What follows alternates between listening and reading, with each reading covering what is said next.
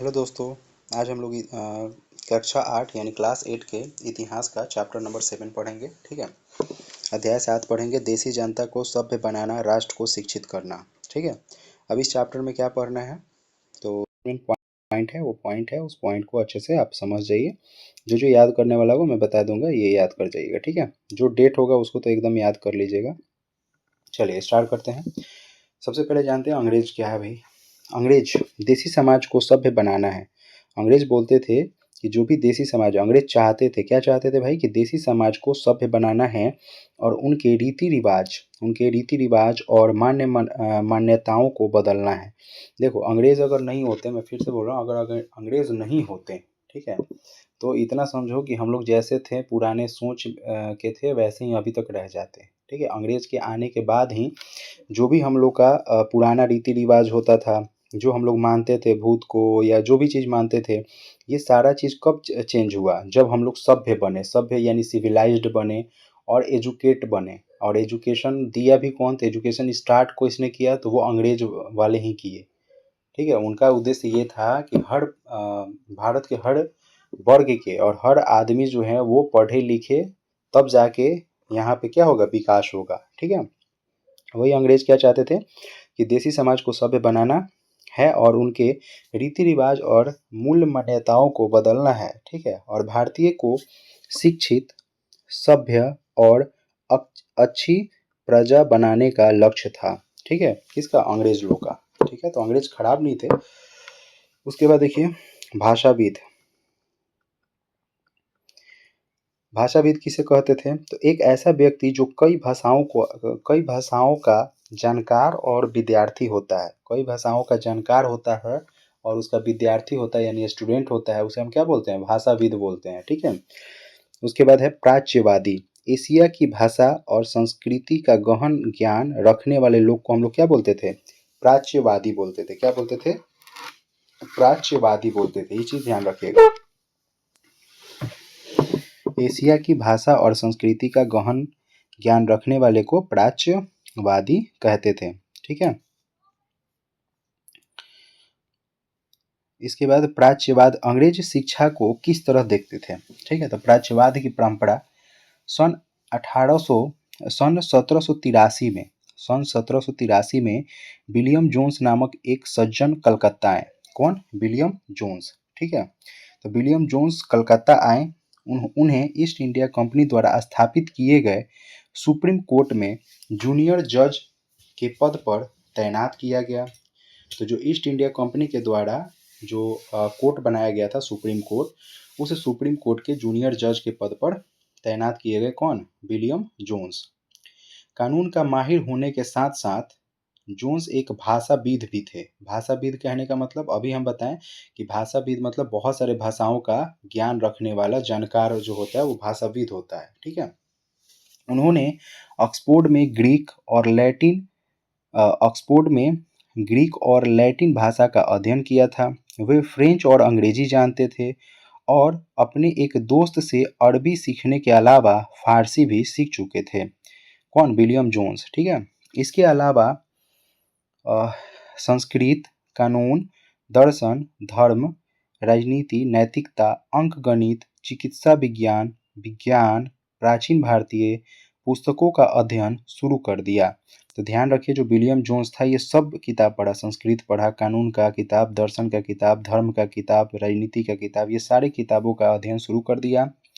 इसके बाद आता है हेनरी टॉमस कोलब्रुक।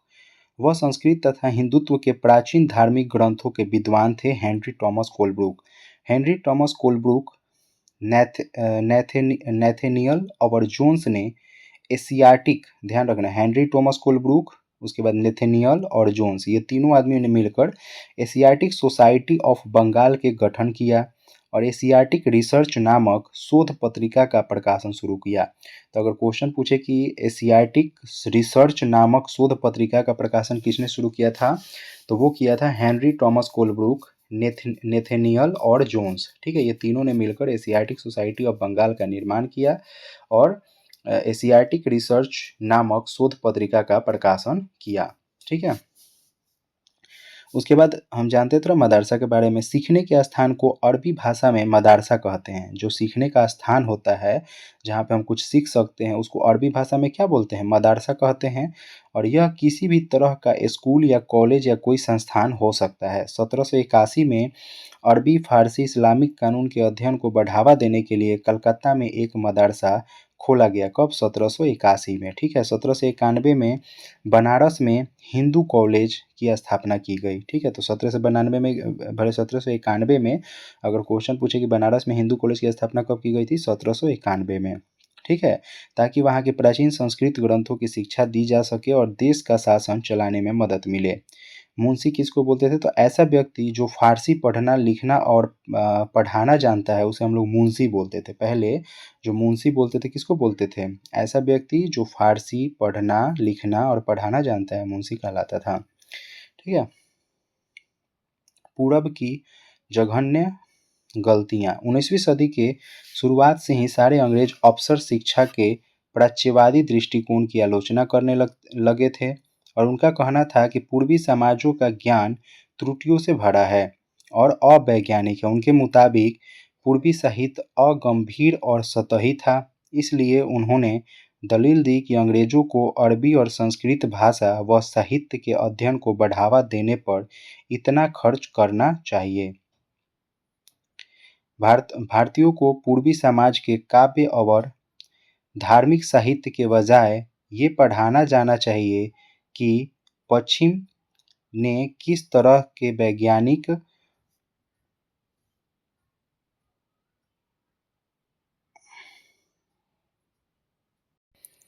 थोड़ा नेट का दिक्कत हो गया था। ठीक है। चलिए कहाँ थे हम लोग? पूरब की जगह में जो गलतियाँ थी, गलती क्या थी भाई? तो वही बता रहे थे वो जो भी अंग्रेज थे वो बता रहे थे कि पूर्वी साहित्य जो थी अगंभीर और सतही था। इसलिए उन्होंने जो था वो दलील दी कि अंग्रेजों को अरबी और संस्कृत भाषा व साहित्य के अध्ययन को बढ़ावा देने पर इतना खर्च नहीं करना चाहिए। नहीं छूट गया। भारतीयों को पूर्वी समाजों के काव्य और धार्मिक साहित्य की बजाय ये पढ़ाना चाहिए कि पश्चिम ने किस तरह के वैज्ञानिक और तकनीकी सफलताएं हासिल की है। ठीक है। तो अंग्रेजों का क्या कहना था? अंग्रेजों का कहना था कि पूर्व साइड में देखो, जो पूर्वी साइड है ना हम लोग का भारत का, जो पूर्वी साइड है उस साइड वाले जो है ना वो मतलब वैज्ञानिक दृष्टिकोण से बहुत पीछे हैं। ठीक है। तो इसीलिए अंग्रेजों ने बोला कि उधर जो है संस्कृत और अरबी भाषा व साहित्य के अध्ययन कराने के बजाय उधर हम लोग पश्चिमी साइड में, जो भारत के पश्चिम साइड में है, ठीक है, उस साइड में जो वैज्ञानिक और तकनीकी सफलताएं हैं उसके बारे में हम उसको पढ़ाएं ताकि पूर्वी लोग भी वैसे हो पाएं। ठीक है। चलिए अब आगे हम चलते हैं। मैकाले 1835 में अंग्रेजों का शिक्षा अधिनियम पारित किया गया। अंग्रेजी पढ़ाना लोगों को सभ्य बनाने, उनकी रुचि, ठीक है, मूल्यों और संस्कृति को बदलने का रास्ता हो सकता है। कहने का मतलब क्या था कि भारत में देखो अलग अलग राज्य में अलग अलग भाषा है। ठीक है। अलग अलग क्षेत्र का अलग अलग भाषा है। तो एक अंग्रेजों ने ये बोला, अंग्रेज में मैकाले ने, किसने बोला? मैकाले ने बोला कि सबसे बेस्ट रहेगा कि सब कोई क्या सीख ले, अंग्रेजी सीख ले, ताकि आप कोई भी राज्य से दूसरे राज्य में जाइए तो आप इजीली तरीके से अंग्रेजी बोल पाइए। यानी अंग्रेजी अगर सीखे हैं तो अंग्रेजी कोई बोलता भी है तो आप समझ सकते हैं। तो एक भाषा अगर रहेगा तो सारे लोग समझ सकते हैं। ठीक है। और साथ में ये भी बोला कि वो अपना चीज़ नहीं भूलें, जैसे जो अपना भाषा है वो अपना रखिए। ठीक है। तो अंग्रेजी का जो स्टार्ट किया सबसे पहले किसने किया था? लॉर्ड मैकाले ने। किसने किया था? Lord Macaulay. ठीक है। तो 1835 में अंग्रेजी होगा, अंग्रेजी का शिक्षा अधिनियम पारित किया गया। अंग्रेजी पढ़ाना लोगों को सभ्य बनाने, उनकी रुचि, मूल्यों और संस्कृति को बदलने का रास्ता हो सकता है। और कलकत्ता का मदरसे और बनारस संस्कृत कॉलेज जैसे प्राच्यवादी संस्थाओं को प्रोत्साहन न दिया जाए। ठीक है। वो बोला कि भाई उन लोग को प्रोत्साहन न दो भाई। ठीक है। प्रोत्साहन किसको दो? अंग्रेजी शिक्षा को। व्यवसाय के लिए शिक्षा, मान लो आपको व्यापार बिजनेस करना है तो बिजनेस के लिए क्या शिक्षा है? तो बिजनेस के लिए शिक्षा 1854 में ईस्ट इंडिया कंपनी के लंदन स्थित कोर्ट ऑफ डायरेक्टर्स, कौन, कोर्ट ऑफ डायरेक्टर्स ने भारतीय गवर्नर जनरल को शिक्षा के विषय में एक नोट भेजा। क्या भेजा, ध्यान रखना कि 1854 में ईस्ट इंडिया कंपनी के लंदन स्थित कोर्ट ऑफ डायरेक्टर्स ने, कहाँ स्थित है, लंदन स्थित है, कौन स्थित है, तो कोर्ट ऑफ डायरेक्टर्स, उन्होंने भारतीय गवर्नर जनरल को शिक्षा का एक नोट भेजा। कंपनी के नियंत्रक मंडल के अध्यक्ष चार्ल्स वुड, इसका चार्ल्स वुड है, ऐसा लिखा गया, चार्ल्स वुड के नाम से जारी किए गए इस संदेश को वुड का नीति पत्र, वुड का नीति पत्र या वुड्स डिस्पैच के नाम से जाना जाता है। ठीक है, तो ध्यान रखना, वहाँ से एक मतलब नोट आया था, नोट भेजा गया था, पत्र भेजा गया था जो भारतीय गवर्नर जनरल था उसको शिक्षा के विषय में। ठीक है, उसी को हम लोग बोलते हैं वुड्स डिस्पैच। कौन भेजा था, चार्ल्स वुड ने भेजा था, उसका अध्यक्ष चार्ल्स वुड था, इसलिए उसका नाम रखा गया, वुड ने भेजा था इसलिए उसका क्या नाम रखा गया, वुड्स डिस्पैच नाम रखा गया। ठीक है, वुड का नीति पत्र बोलो या वुड्स डिस्पैच। देखो यही हम लोग का सबसे मेन भारत का क्रांतिकारी स्टेप था। अगर ये वुड्स डिस्पैच नहीं आता फिर भारत इतना शिक्षित नहीं होता, ये चीज़ ध्यान रखना। ठीक है, तो वुड्स डिस्पैच के नाम से जाना जाता है। प्राच्यवादी ज्ञान के स्थान पर यूरोपीय शिक्षा को अपनाने से व्यवहारिक आर्थिक क्षेत्र में लाभ प्राप्त होंगे, और उसके मुताबिक यूरोपीय शिक्षा के माध्यम से, यूरोपीय शिक्षा के माध्यम से, ठीक है, यूरोपीय शिक्षा के माध्यम से भारतीयों को व्यापार और वाणिज्य के विस्तार से होने वाले लाभों को समझने और देश के संसाधनों के विकास का महत्व समझाने में मदद मिलेगी, और यूरोपीय जीवन शैली से उनकी रुचियों और आकांक्षाओं में बदलाव आएगा। ये किसने बोला था, तो ये वुड्स ने बोला था। ठीक है, चार्ल्स वुड जो था, जो अध्यक्ष था। ठीक है, तो चार्ल्स वुड ने क्या बोला, चार्ल्स वुड ने यही बात बोला कि उस मतलब जो पत्र भेजा, वुड्स डिस्पैच जो आया, वुड्स का नीति पत्र जो आया, उसमें क्या लिखा हुआ था, वो लिखा हुआ था कि आप जो प्राच्यवादी ज्ञान दे रहे हैं वो ज्ञान नहीं दीजिए, उसके स्थान पे आप यूरोपीय शिक्षा को बोलिए अपनाने के लिए। ठीक है, तो 1854 में नीति पत्र के बाद अंग्रेजों ने कई अहम कदम उठाए और सरकारी शिक्षा विभागों का गठन किया ताकि शिक्षा संबंधी सभी मामलों पर सरकार का नियंत्रण स्थापित किया जा सके, और इस स्कूली शिक्षा प्रणाली में परिवर्तन के प्रयास भी किए गए। ठीक है, चलिए ये सब चीज़ था चेंज करना, तो 1854 में आया था वुड्स डिस्पैच, याद रखना। ठीक है, अब स्थानीय पाठशालाओं का क्या हुआ, जो स्थानीय पाठशाला थे उसका क्या हुआ, तो देख लो विलियम एडम की रिपोर्ट। 1830 के दशक में स्कॉटलैंड से आई ईसाई प्रचारक विलियम एडम ने बंगाल और बिहार के जिलों का दौरा किया। कंपनी ने उन्हें डेढ़ी स्कूलों में शिक्षा की प्रगति पर रिपोर्ट तैयार करने का जिम्मा सौंपा था। डेढ़ी स्कूल करने का मतलब जो गांव के स्कूल थे, ठीक है, स्थानीय जो स्कूल थे उसका उस पर रिपोर्ट आपको क्या करना था, तैयार करना था। एडम ने पाया कि बंगाल और बिहार में 1 लाख से ज़्यादा पाठशालाएं हैं। ठीक, नई दिनचर्या और नए नियम। 19वीं सदी के मध्य तक कंपनी का ध्यान मुख्य रूप से बसे उच्च शिक्षा पर था। 1854 में कंपनी ने देसी शिक्षा व्यवस्था में सुधार लाने का फैसला लिया और कंपनी की एक नई दिनचर्या, नए नियमों और नियमित निरीक्षण के जरिए पाठशालाओं को और व्यवस्थित करना चाहती थी। ठीक है, तो ये जरूरी था, अगर पाठशाला नहीं नियमित होता, मेन इसमें क्या है, अभी तक हम जो पढ़े उसमें मेन था 1854 का वुड्स डिस्पैच। उसके बाद जो है ना पाठशाला के जगह पे धीरे धीरे उसमें चेंजिंग आने लगा। ठीक है, राष्ट्रीय शिक्षा की कार्यसूची।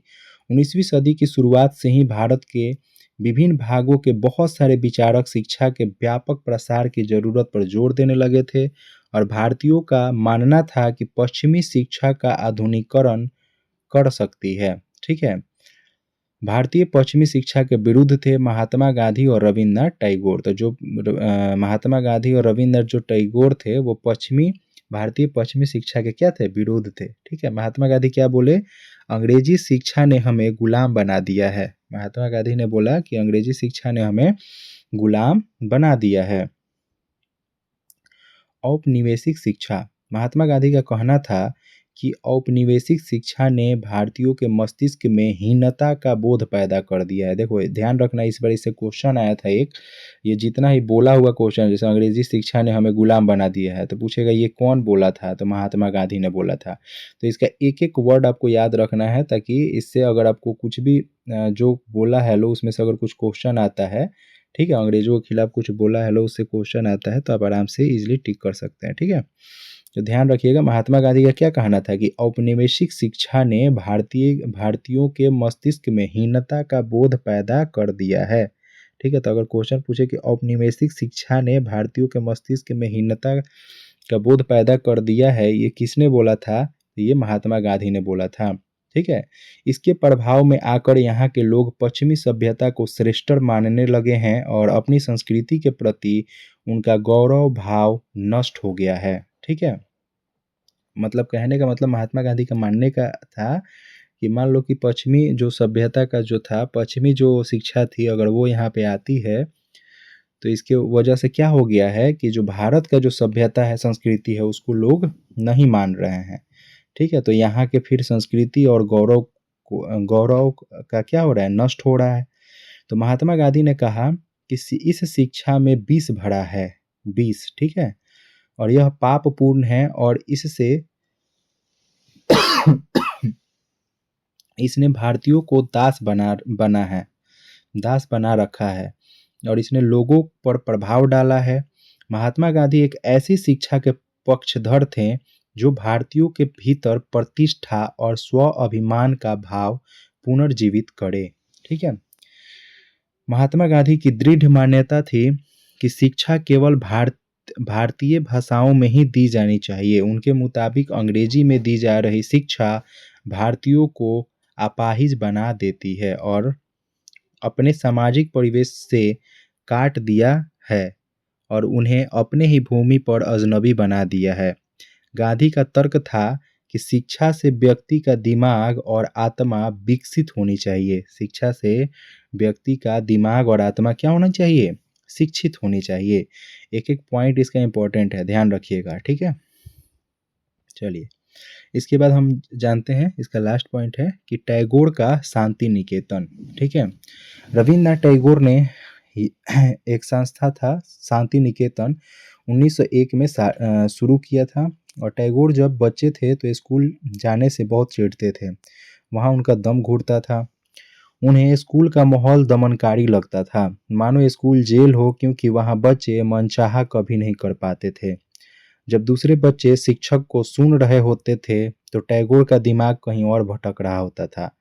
जब वे बड़े हुए तो उन्होंने एक ऐसा स्कूल खोलने के बारे में सोचा जहां बच्चे खुश रह सकें, जहां वे मुक्त और रचनाशील हों, जहां वे अपने विचारों और आकांक्षाओं को समझ सकें। ठीक है, तो टैगोर ने एक स्कूल खोला, शांति निकेतन। ठीक है, टैगोर, बचपन का समय अपने आप सीखने का समय होता है। टैगोर ने बोला था कि बचपन का समय, देखो अब ये टैगोर का है कि टैगोर ने बोला बचपन का समय अपने आप सीखने का समय होना चाहिए। शिक्षा व्यवस्था के कड़े और बंधनकारी अनुशासन से मुक्त होना चाहिए। ठीक है, शिक्षक कैसा होना चाहिए, शिक्षक कल्पनाशील हो, बच्चे को समझते हो और उनके अंदर उत्सुकता, जानने की चाह विकसित करने में मदद दें और रचनाशीलता हो। तो ये शिक्षक का बात हो गया। गांधी जी ने क्या बोला था कि बालक के दिमाग और आत्मा का सर्वोच्च विकास शिक्षा से ही संभव है।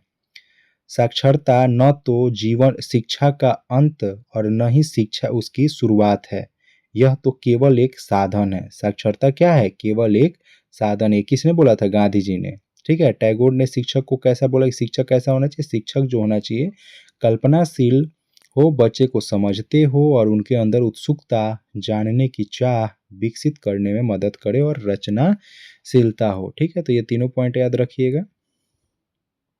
ठीक, उसके बाद जितने टैगोर जी ने जितना भी बात बोला है उसको भी आप लोग याद रखिएगा। ठीक है, बच्चों के बारे में। ठीक है, तो ये इस चैप्टर में इतना ही था। इसमें जो मेन पॉइंट था, महात्मा गांधी ने जो जो बात बोला था कि अंग्रेजी शिक्षा ने हमें गुलाम बना दिया है। ठीक है, तो ये सब से डायरेक्ट क्वेश्चन आ सकता है। उससे ज़्यादा इंपॉर्टेंट इसमें क्वेश्चन आएगा कि 1854 में जो था वुड्स डिस्पैच, ठीक है, 1854 में ईस्ट इंडिया कंपनी के लंदन स्थित कोर्ट ऑफ डायरेक्टर्स ने, तो पूछ सकता है कि किसने, तो कोर्ट ऑफ डायरेक्टर्स ने क्या भेजा भाई, तो एक नोट भेजा था, उस नोट को क्या बोला गया, वुड्स डिस्पैच बोला गया, ठीक है। मैकाले ने 1835 में अंग्रेजी शिक्षा का अधिनियम पारित किया था, ठीक है, ये हो गया। फिर 1781 में अरबी फारसी इस्लामिक कानून के अध्ययन को बढ़ावा देने के लिए कलकत्ता में एक मदरसा खोला गया था। कलकत्ता में सबसे पहले एक मदरसा 1781 में खोला गया और 1791 में जो है बनारस में हिंदू कॉलेज खोला गया, हिंदू कॉलेज की स्थापना की गई। हेनरी थॉमस कोलब्रुक जो था वह संस्कृत तथा हिंदुत्व के प्राचीन धार्मिक ग्रंथों के विद्वान थे और हेनरी थॉमस कोलब्रुक, नेथनियल और जोन्स ने एशियाटिक सोसाइटी ऑफ बंगाल के गठन किया था, ठीक है। एशियाटिक रिसर्च नामक शोध पत्रिका का प्रकाशन भी शुरू किया किसने, हेनरी थॉमस कोलब्रुक ने, ठीक है। प्राच्यवाद की परंपरा 1783 में विलियम जोन्स नामक एक सज्जन व्यक्ति कलकत्ता आया था, उन्होंने ईस्ट इंडिया कंपनी स्थापित किए गए सुप्रीम कोर्ट में जूनियर जज के पद पर तैनात किए गए थे, ठीक है। वो क्या था, वो कानून के साथ साथ एक भाषाविद भी था, मतलब भाषा जानता था बहुत सारा, ठीक है। चलिए, तो ये था आपका जो चैप्टर था, चैप्टर नंबर 7। अब हम मिलते हैं चैप्टर नंबर 8 में। Thank you. ध्यान रखिएगा, मैं फिर से बोल रहा हूँ कि आपको बुक पढ़ना ही पड़ेगा, इसको तो पढ़ना, ये शॉर्ट है, ये शॉर्ट के लिए मान लीजिए 10 दिन एग्जाम का है तो आप इसको देख लीजिए, काफ़ी है, ठीक है। इससे आपका समझिए कि 11 पूछता है ना, इतिहास से 11 क्वेश्चन पूछता है स्कॉलरशिप में, तो आप समझिए कि 11 में से आराम से इससे 9 क्वेश्चन या 8 क्वेश्चन कर सकते हैं, ठीक है। लेकिन अगर आप बुक पढ़ते हैं तो 11 में से 11 भी कर सकते हैं। एक एक पॉइंट आप अच्छे से पढ़ लीजिए, पहले बुक पढ़िए फिर इसको पढ़ लीजिए, चाहे पहले इसको पढ़िए फिर बुक पढ़िए, तो अच्छे से समझ में आएगा, ठीक है। पहले इसको पढ़ लीजिए फिर बुक पढ़ लीजिए, ठीक है। Okay, thank you.